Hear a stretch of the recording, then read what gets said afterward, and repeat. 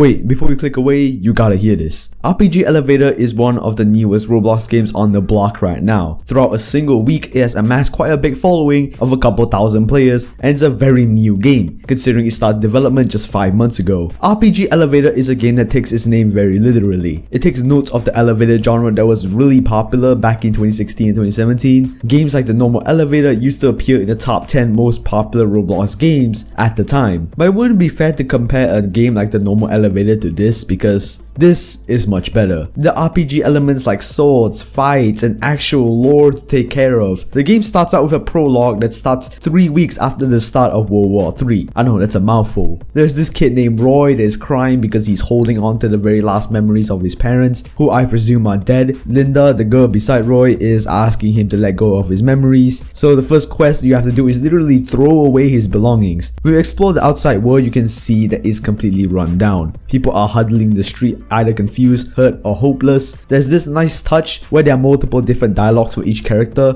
which I think was really nice to give the game like a sense of realism. After beating up this random thug, talking to the people, and throwing away Roy's belongings, we head back to the store and we meet Haynes, the shopkeeper. We learn of his story about how this was his grandmother's shop and how he's hanging on to every last bit of his childhood. We also learn about some of the protagonist's life story, about how his parents were abusive, and the girl Linda, which was mentioned earlier, allowed him to stay with her parents when they were young. After some back and forth, Haynes asks the protagonist to let go of his emotions and express himself, which segues into you selecting your avatar. Bro, that transition is so clean. After doing that, you can go outside again, but the situation is rather bleak now. Some of the people that you talked to were murdered, literally. The enemies are coming. You rush back to tell your friends, and Haynes barricades the door, but a guy comes in, knocks out Haynes, and threatens that he's gonna kill him if you don't let him in. You stand your ground and say no, and he gets killed. After that, Linda decides to escape and you help Haynes up. But Haynes decides to sacrifice himself and you guys just run away. What an opener, to be honest. The only complaint is that the directions were not clear enough. Like, I was pacing around trying to figure out where to put Roy's belongings. I know you have to put it in a trash because it's a trash can, but I think some marker or like red arrow would be nice. But overall, this set the bar up for how good the game was going to be. You might get different dialogue if you choose different options, but you end up in the game at the end anyways. So now the lore is settled, let's talk about the gameplay. The elevator is the main gameplay area, and I think it does innovate in the elevator genre, to be honest. Every floor has unique dialogue, phases, drops, and even opening cutscenes. This game definitely is a game made with friends than being alone, because the multiplayer aspect of it is there, and it's very well fleshed out in the gameplay department. You're able to enchant stuff at the workplace, take a rest at the beds at the cabin, but I think combat should have more depth. Parrying is the only combat mechanic right now, which simply doesn't cut it in 2023. Maybe some blocking, slide, dodge, just more options, I guess, rather than just spamming the mouse button. So what do I think about RPG Elevator? Honestly, it has a lot of potential. There is a lot of hidden lore in the dialogue. Just talk to Linda at the cabin to know more, because this video will go too long if I explain it in depth. Basically, for the limited time that I have in this game, I actually really enjoyed it. Right now, it's building up the foundations of a great game. It doesn't rely on any stupid gimmicks to succeed. It's just a good game. Some of the segments, especially at high graphics, look really good in my opinion. And it was a far-sighted idea to bring in a low quality mode just in case for people with weaker devices. I think I'll be making a guide soon that touches more on the tutorial side of the game, but overall, so far I liked this game. It's a young project and I want to see where it goes and how the lore develops in the future. And also, bonus points for reviving the elevator genre, bro. It's been dying these past few years. I'm giving this a B. And yeah, if you want to see another review, check out the review that I did for Micro Zombies if you're into zombie shooters. And yeah, I'll see you there.